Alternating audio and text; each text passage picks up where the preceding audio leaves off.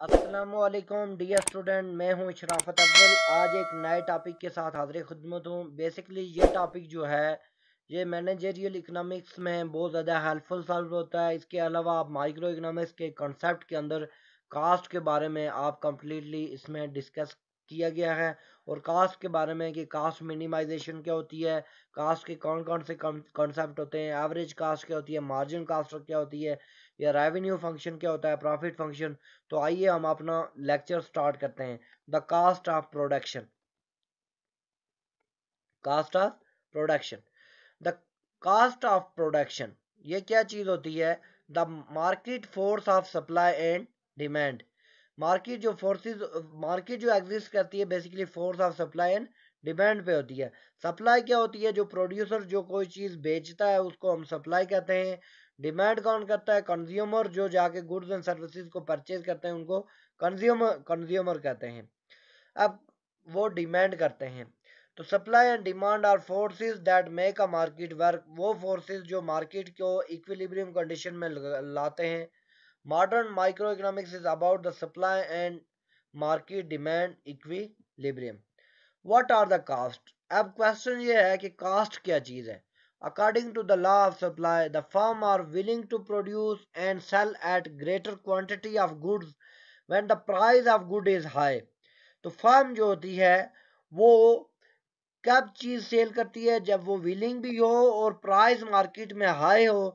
जो उसने cast beer की हुई होती है उस गुड को बनाने के लिए उससे ज्यादा अगर प्राइस हो मार्केट प्राइस, तो फिर वो गुड को बेचने की कोशिश करती है। That's why this is called the law of supply. This result is in the supply curve that slope is upward. यही रिजल्ट होता है जिसकी वजह से हमारी सप्लाई कर्व का जो स्लोप होता है वो अपवर्ड होता है। इसलिए अपवर्ड होता है क्योंकि प्राइस का और क्वांटिटी ऑफ सप्लाई का आपस में डायरेक्ट रिलेशनशिप होता है और इसलिए इसकी स्लोप क्या होती है? अपवर्ड होती है। What are cost? The firm objective. Objective क्या होते हैं? फर्म का बेसिक जो मोटिव होता है, ऑब्जेक्टिव होता है, वो होता है maximisation of profit. The economic goal of firm to maximise the profit. के प्रॉफिट को कैसे मैक्सिमाइज किया जाए, this is basic objective of any firm. अब देखें कुछ कंसेप्ट हम पढ़ते हैं टोटल रेवेन्यू के बारे में। टोटल रेवेन्यू क्या चीज होती है? The amount of firm receive for sale of it output. वो अमाउंट जो फर्म हासिल करे, रिसीव करे अपनी आउटपुट जो उसने गुड्स एंड सर्विसेज बनाई हैं उनको सेल करने के बाद जो रिसीव करे output, this is called the total revenue. Total cast क्या होती है? The market value the input a firm use for production.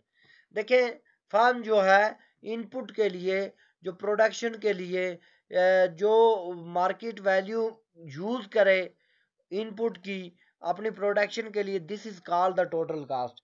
Like we know that there are four factor of production. One is the land, labour and capital organisation.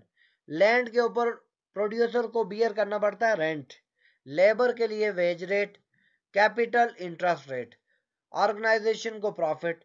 तो ये सारी जो चीजें होती हैं, रेंट हो गया, ये आपके पास इंटरेस्ट रेट हो गया, उसके अलावा वेजेस हो गई, ये सारी चीजें किस में आती हैं? कास्ट पे आती हैं। और ये इनपुट प्राइस होती हैं जो फर्म बियर करती है और उसके बाद गुड्स एंड सर्विसेज बनती है। प्रॉफिट। प्रॉफिट क्या होता है? Profit is the form total revenue minus total cast. जब जो रेवेन्यू एक गवर्नमेंट फर्म की जो इनकम होती है उसको रेवेन्यू कहते हैं, और जो कास्ट वो उसको बेयर करनी पड़ती है, वो फिक्स कास्ट हो या वेरिएबल हो। जिस तरह मैंने आपको बताया, रेंट वो प्रोवाइड पे करता है, वेज रेट पे करता है, इंटरेस्ट रेट, कैपिटल लोन लेता है जाके बैंक से, वहां से। तो प्रॉफिट जो होता है basically total revenue minus total cast के इक्वल होता है। देखिए कास्ट के अंदर एक अपॉर्चुनिटी कास्ट भी आती है। The firm cost of production include all the opportunity cost to making it output of a goods and services. Explicit and implicit cost. अब जब कास्ट की बात करते हैं तो कास्ट बेसिकली दो तरह की होती है जब प्रोडक्शन हो रही होती है। One is the explicit cost and other one is the implicit cost. The firm cost of production include the explicit and implicit cost. Explicit cost or input cost that required a directly outlay of money by firm, वो cost जो directly firm को जो है वो pay करनी है, this is called the explicit cost. Implicit cost are input cost that do not require any outlay of money.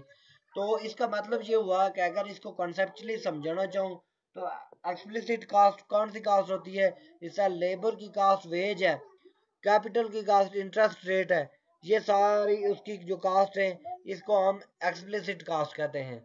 Implicit cast क्या होगी कि वो कास्ट के जो हम देखते हैं कि इसकी कोई मार्केट मनी कास्ट नहीं होती है. ये क्या चीज़ होती है, मसलन एक ऑनर है किसी भी फैक्ट्री का, और वो जो है उसके पास दो ऑप्शन है कि या फुल टाइम वो अपनी फर्म को दे या अपनी जगह पे कोई बंदा सीईओ हायर कर ले और उसको वो मनी दे दे. तो अगर वो सीईओ नहीं हायर करता और उसकी जगह खुद काम करता है तो वो बाकी जो मंदा काम है वो उसके रह जाएंगे. This cost is called the implicit cost, opportunity cost. Economists measure the firm economic profit as the total revenue minus total cost, include both explicit और implicit. ये डिफरेंस क्या होगा कि इकोनॉमिक प्रॉफिट का जो डिफरेंस है वो ये है कि total revenue minus total cast. Economic profit के अंदर इम्प्लिसिट कास्ट भी हम शामिल करते हैं और एक्सप्लिसिट भी शामिल करते हैं. Accountant measure the accounting profit as the firm total revenue minus total explicit cost. Explicit cost का मतलब ये है कि वो कास्ट जिसकी कोई मार्केट मेजर तो है लेकिन अपॉर्चुनिटी कास्ट उसमें शामिल, इम्प्लिसिट कास्ट शामिल नहीं होती. तो इकोनॉमिक प्रॉफिट और अकाउंटिंग प्रॉफिट में बेसिकली डिफरेंस ये है कि इकोनॉमिक प्रॉफिट जो है वो बेसिकली मेजर करता है सिर्फ और सिर्फ किसको, इम्प्लिसिट और एक्सप्लिसिट दोनों को माइनस किया जाता है रेवेन्यू से. लेकिन अकाउंटिंग प्रॉफिट में सिर्फ रेवेन्यू में से एक्सप्लिसिट कास्ट को माइनस किया जाता है, इम्प्लिसिट कास्ट को कंसीडर नहीं किया जाता.